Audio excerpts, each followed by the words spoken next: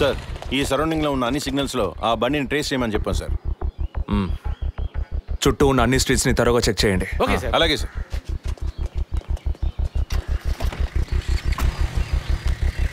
ఏయ్, నిజంగానే వాళ్ళు వచ్చారా లేక నన్ను రప్పించడానికి నువ్వు వేసిన ప్లానా? నా టెన్షన్ చూస్తే నీకు ఎగతాళిగా ఉందా? Okay okay come on cool. ఇక్కడ ఎవరికి తెలియకుండా 2 పోలీసులు మఫ్టీలో సెక్యూరిటీగా ఉంచాను. సెక్యూరిటీయా? అవును. ఎప్పుడైతే వాళ్ళని ఇల్లు వెతికి నిన్ను ఫాలో చేసి వచ్చారో ఇక మనం ఎంతో జాగ్రత్తగా ఉండాలి. ఒక మర్డర్కి క్లూ దొరకపోతే ఇంకో మర్డర్ ద్వారా క్లూ దొరికినట్టు మీకు నేనే క్లూ అవుతానేమో అనిపిస్తుంది. ఏయ్, ఎందుకు అలా మాట్లాడుతున్నావు? ఇంకో వారంలో ఈ కేసు పూర్తవుతుంది. అది సరే, నువ్వు చెప్పింది నిజమో కాదో నాకు తెలీదు, కానీ నీకోసం ఇంత దూరం వచ్చానా లేదా? కూల్గా ఒక గ్లాస్ వాటర్ ఇవ్వచ్చు కదా. ఎందుకు ఇవ్వాలి? సినిమాలో పోలీసులో నువ్వు లాస్ట్లోనేగా వచ్చింది. నువ్వివ్వకపోతే మా ఇల్లు ఏమైనా దూరం అనుకుంటున్నావా? అక్కడికి వెళ్ళి తాగుతాను.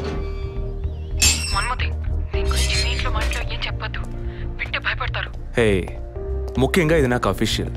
ఒక పోలీస్ ఆఫీసర్గా ఎవరికి ఏది చెప్పాలో ఏది చెప్పకూడదో నాకు తెలుసు. Okay, you take care. I'll call back.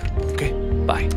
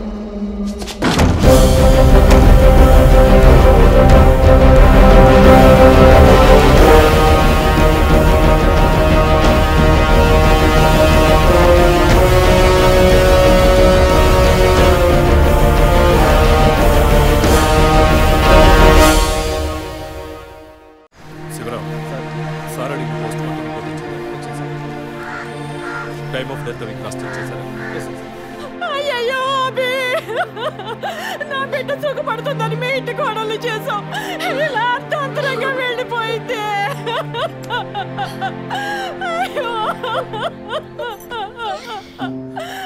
అప్పుడప్పుడు నాతో అనేది ఒక మంచి ఇల్లాలిగా ఉండడం కన్నా ఒక బిడ్డకు తల్లిగా ఉండడమే ముఖ్యమా? అందరూ అదే అంటున్నారు. అంటే నేను పిల్లల్ని కనే మెషిన్నేనా, నాకంటూ ఏ విలువ లేదా అని ఏదేదో అనేదిరా. కానీ ఈ సమయంలో ఇటువంటి ఘోరమైన పని చేస్తుంది అనుకోలేదురా.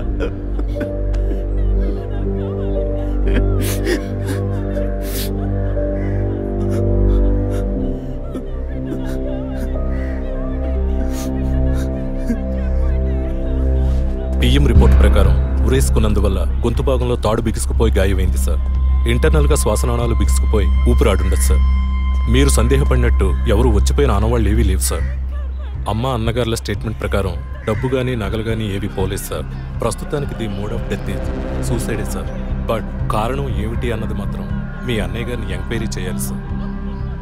ఇప్పుడు నిన్నేమడిగామని ఒక వంశాంకురాన్నే కదా అడిగాం. ఆ పరమాత్మ ఇచ్చే సమయంలో ఇలాంటి పని చేసి వెళ్ళిపోయావేంటమ్మా? ఏమీ తెలియనట్టు మాట్లాడకండి. మీరు అడిగినంత డబ్బు ఇస్తామన్నాక అంతలోనే నా బిడ్డని పొట్టను పెట్టుకున్నారే. విసారా రిపోర్ట్స్ వచ్చిన తర్వాత నాకు ఇన్ఫార్మ్ చేయండి. Sure sir. ఈ డబ్బేంటి? ఎవరు అడిగారు? ఎందుకు ఇలా నోటుకొచ్చినట్టు మాట్లాడుతున్నారు? మీరు అడగబడకుండానే తను వచ్చి 50 లక్షలు అడుగుతుందా? వాళ్ళ నాన్న కూడా ఇస్తామని చెప్పారుగా. మేమా? మీరు అడగలేదు అనుకోండి, మీ కొడుకు అడగమని చెప్పుంటాడు. 2 రోజులు ఓపిక పట్టలేకపోయారే. ఓపిక పట్టుంటే నా కూతురు నాకు దక్కేది. విన్నావు డ్రా మాటలు? ఎంత నింద మోపుతున్నారో. మనం ఏం తప్పు చేసామనిరా ఇన్ని మాటలు ఎంత బాధ పెట్టారు. అయ్యో అభి.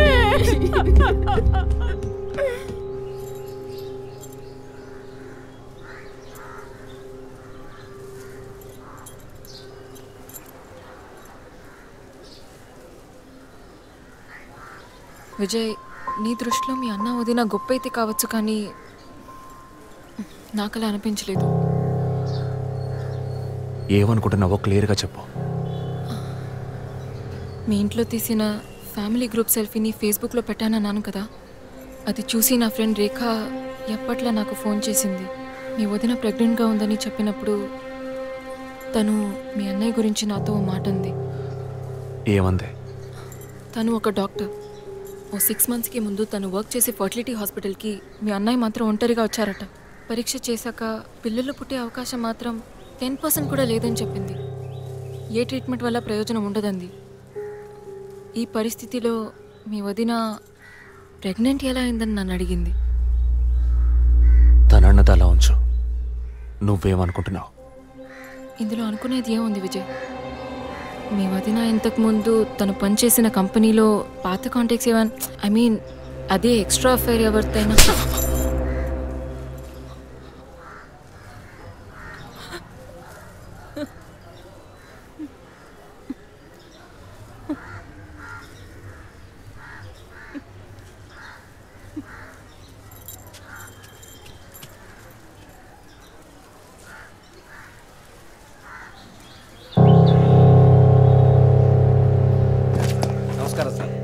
నమస్కారం sir. Good morning sir.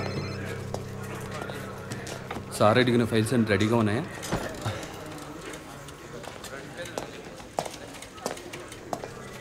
Sir, Abhinay గారి సారీ సార్, వదిన గారి విసారా రిపోర్ట్స్ ఇప్పుడే వచ్చాయి.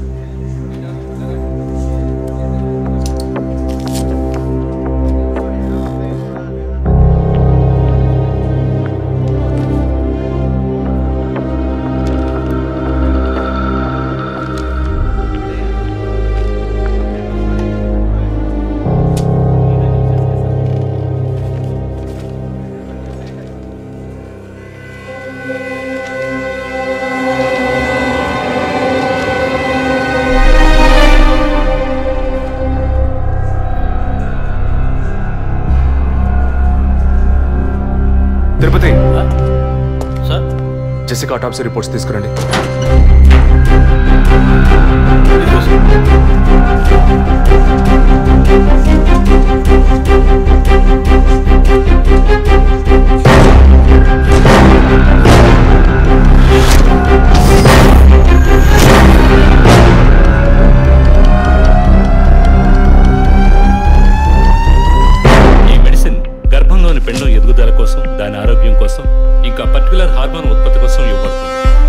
గర్భధారణ కోసం ఫెర్టిలిటీ డ్రగ్ కూడా దీన్ని యూజ్ చేస్తారు.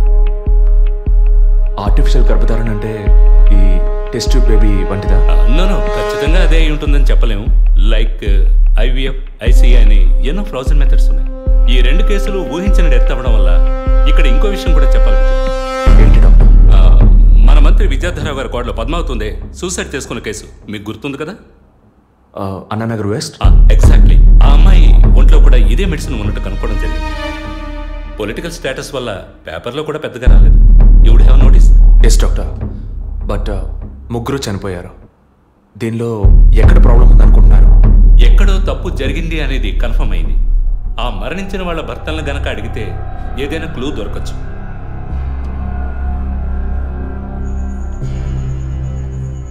నువ్వు తింటూ ఉండు, నేను మీ నాన్నకు టాబ్లెట్ ఇచ్చొస్తాను.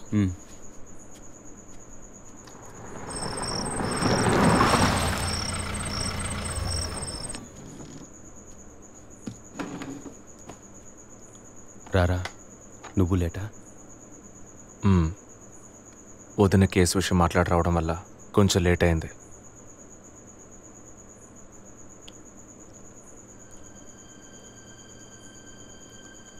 ఇంత పని చేస్తావు అనుకోలేదు. ఏంటి? నిజాన్ని దాచడం. పోలీస్ దగ్గర దాచిపెట్టచ్చు, కానీ తమ్ముడి దగ్గర దాచకూడదు. నువ్వనేది దేని గురించిరా? వదిన విషయమే. వదిన విషయమా? వదిన్నెందుకు చంపావు? ఏంట్రా వాగుతున్నావు?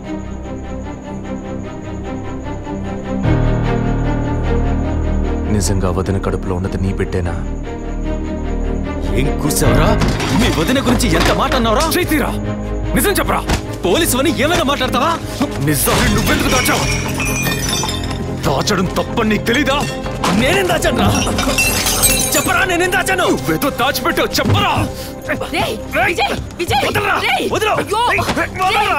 ఎందుకు ఇలా కొట్టుకుంటున్నారు? వదలరా, వదలరా. ఏమైందిరా మీకు? ఏం పనిరా ఇది?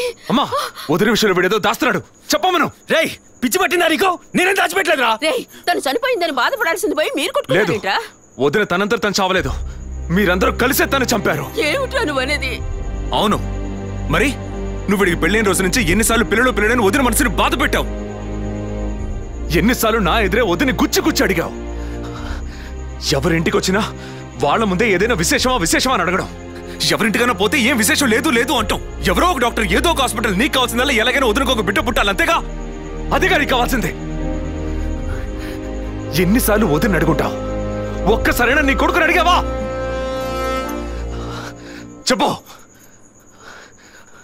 చెప్పమను. నిజమేరా, నేనే తప్పు చేశాను. నువ్వు చెప్పినట్టు తప్పు నాదే, తప్పంతా నాదే. కానీ నువ్వనుకున్నట్టు కాదురా. నీకు బాగా తెలుసు ఎన్ని హాస్పిటల్స్, ఎంతమంది డాక్టర్లు, ఎన్ని గుళ్ళ చుట్టూ నేను మీ వదిన తిరిగాం. చివరికి ఒక నమ్మకమైన హాస్పిటల్లో అపాయింట్మెంట్ దొరికింది.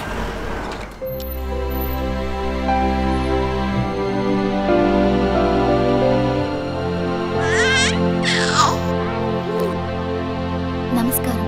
ఫస్ట్ టైం మా హాస్పిటల్కి వచ్చారు కదా? అవును డాక్టర్. ఎక్కడ మీరు వర్క్ చేసేది? ఆర్కే స్టీల్స్లో చీఫ్ ఇంజనీర్గా పనిచేస్తున్నాను. అంటే ఎక్కువ వేడి చేసే చోట పనిచేస్తున్నారన్నమాట. మీ సెక్షువల్ లైఫ్ ఆరోగ్యంగానే ఉంది. పిల్లల విషయంలో మాత్రం మీ స్పర్మ్ కౌంట్, అదే వీర్య కణాల సంఖ్య నార్మల్గా ఉన్నా మొబిలిటీ, స్పీడ్, హెల్దీనెస్ అన్ని వీక్గా ఉన్నాయి. ఇవాళ ఉన్న కపుల్స్లో 150 మందికి ఈ ప్రాబ్లం ఉంది. కారణం వాళ్ళు వర్క్ చేసే చోటు, మెంటల్ స్ట్రెస్, తినే భోజనం అన్నిటి వల్ల. ఇదేం పర్మనెంట్ ప్రాబ్లం కాదు. త్రూ ప్రాపర్ ట్రీట్మెంట్ ఈజీగా మీ వీర్య కణాల క్వాలిటీని అభివృద్ధి పరిచి నార్మల్గా బిడ్డకి జన్మనివ్వచ్చు. ఈ ట్రీట్మెంట్కి ఎన్ని రోజులు పడుతుంది డాక్టర్? కనీసం 1 year పడుతుంది. ఈ ట్రీట్మెంట్ తీసుకుంటే సక్సెస్ అవుతావా? 60% నేను గ్యారంటీ ఇవ్వగలను. మిగతా 40% మీరు నమ్మే ఆ దేవుడి చేతిలో ఉంది. ఒకవేళ ఎక్కువ లేట్ అవుతుందని మీరు ఫీల్ అయితే ఇంకో మెథడ్ ఉంది. ఏం మెథడ్ డాక్టర్? Artificial insemination. అంటే మీరనేది?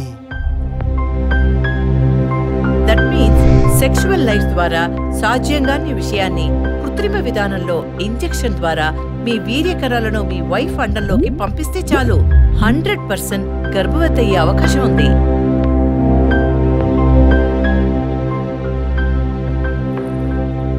ఇందులో ఆలోచించడానికి ఏముంది? ఈ ప్రపంచంలో భర్త ద్వారా ఓ బిడ్డకి జన్మలివ్వలేని అమ్మాయిలు ఇంకొకరి వీర్య కణాల ద్వారా ఈజీగా పిల్లల్ని కంటున్నారు. మంచి అవకాశం ఉంది. పైగా మీ హస్బెండ్ది. ఆలోచించేదేముంది? తొలి రాగం చెరిపేను ఎదగెదూరం కను పాప దాటి వచ్చే కలైదారం కడుపు తడితే. అభి, నీకు సంతోషమే కదా? ఒక విధంగా నాకు సంతోషమేనండి. అత్తయ్య మావయ్య ఎలా అర్థం చేసుకుంటారో ఏమో. వాళ్ళెందుకు అపార్థం చేసుకుంటారు? వాళ్ళతో నేను మాట్లాడతాను. వద్దండి, ఈ విషయం ఎవరికీ చెప్పొద్దు. అత్తయ్య మావయ్యలు కూడా చెప్పొద్దు. విజయ్కి కూడా తెలియకూడదు, ప్లీజ్. ఓకే, డోంట్ వరీ, నేనెవ్వరికీ చెప్పను. 2 నెలల ప్రాపర్ ఫాలో అప్ తర్వాత ట్రీట్మెంట్ తీసుకున్నాం. మేము ఇన్నేళ్ళు వెయిట్ చేసినందుకు ఒక అర్థం పరమార్థం దక్కిందనుకున్నాం. అప్పుడు మేమెంత ఆనందించామో నీకు తెలుసు. కానీ నువ్వు చెప్తున్నట్లు అత్తయ్య మావయ్యని 50 లక్షలు నేను అడగలేదు, అంత పెద్ద అమౌంట్ని హాస్పిటల్ వాళ్ళు అడగలేదు. మేడం, ఒకే ఒక సెల్ఫీ మేడం, ప్లీజ్.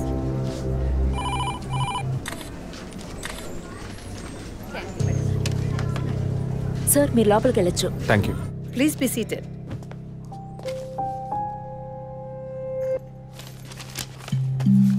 చనిపోయిన అభినయకి బ్రదర్లా అన్నారు.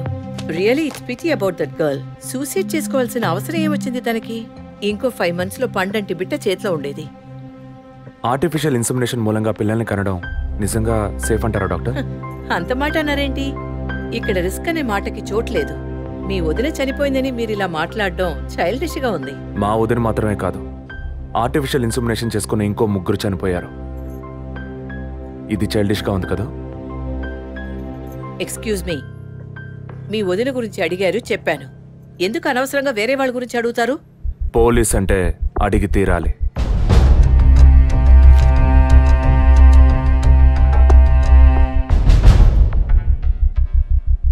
ఐఎమ్ సారీ, నేను ఇక్కడ క్యాజువల్గా అడిగిపోదామని వచ్చాను. కానీ మీ మాటలు విన్నాక ఇప్పుడు ఇది ఎంక్వైరీగా మారింది. మా అన్నయ్యకి పిల్లలు పుట్టే అవకాశం లేదని వేరే హాస్పిటల్లో రిపోర్ట్స్ ఇచ్చారు. దీని గురించి మీరేమంటారు? సింపుల్. హెడేక్ అని డాక్టర్ దగ్గరికి పోతే ఒకరు ఆర్డినరీ హెడేక్ అంటారు, ఇంకొకరు డీహైడ్రేషన్ అంటారు, ఇంకొకరేమో ఎంఆర్ఐ తీసి చూద్దాం అంటారు. కానీ ఎవరు కరెక్ట్ గా డయాగ్నోస్ చేసి ట్రీట్మెంట్ ఇస్తారనేదే ముఖ్యం. సర్లేండి, డాక్టర్లు కూడా సాధారణ తలనొప్పిని బ్రెయిన్ ట్యూమర్ అని చెప్పి బిల్లు పెంచేస్తున్నారు కదా. మాట వరుస కన్నా. ఎందుకు ఈ డౌట్? బయట మీరు చూసారే, టీవీ సెలబ్రిటీస్ మదన్ కౌసల్య వాళ్ళు కూడా ఇష్టమయ్యి ఆర్టిఫిషియల్ ఇన్సెమినేషన్ చేయించుకున్న వాళ్లే. ఆ రికార్డ్స్ అని కూడా మేము సీక్రెట్ గా మెయింటైన్ చేస్తున్నాం. సీక్రెట్ గా పెళ్లి చేసిన వాళ్ళు సెల్ఫీ తీసుకుని ఫేస్బుక్ లో పెట్టినట్టు సీక్రెట్ బాగా మెయింటైన్ చేస్తున్నారు. Keep it up. Anyway, legal గా మీ ఫ్రాంచైజీలో ఉన్న ఏ హాస్పిటల్స్ లో ఆర్టిఫిషియల్ గర్భధారణ చేస్తున్నారో అది మాత్రమే కాకుండా ఎంతమంది క్లయింట్స్ ఇంతవరకు ఈ ట్రీట్మెంట్ తీసుకున్నారో నాకు ఫుల్ డీటెయిల్స్ కావాలి. ఇంకా ముఖ్యంగా మీ హాస్పిటల్ రిపోర్ట్స్. అవి ఇండియన్ మెడికల్ అసోసియేషన్ లో దొరుకుతాయి. But you need legal permission for that. అంత త్వరగా మీకు అందవు. మీ హస్బెండ్ ఈ హాస్పిటల్లో డీన్ మాత్రమే కాదు, మీరన్న అదే ఐఎంఏలో one of the board member కూడా. సో మీకు వీలవుతుంది. Manual and all the system reports ఒక్కటి కూడా మిస్ అవ్వకూడదు. షూర్, 2 days లో వచ్చి తీసుకోండి. సారీ మ్యామ్, ఇంకో 2 hours లో కావాలి. ఓకే, నేను డిపార్ట్మెంట్కి ఇన్స్ట్రక్షన్స్ ఇస్తాను. If you don't mind, can you make it now?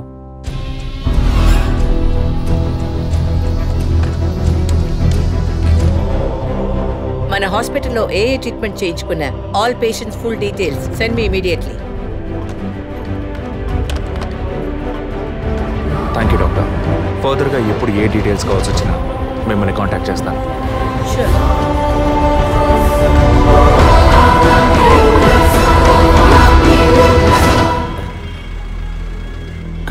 Balu salon sir. Shaving trimming sir? నేనటి న్యూస్ పేపర్ ఉంటే వెళ్ళి తీసుకురండి. అలాగే సార్. ఇదిగో సార్.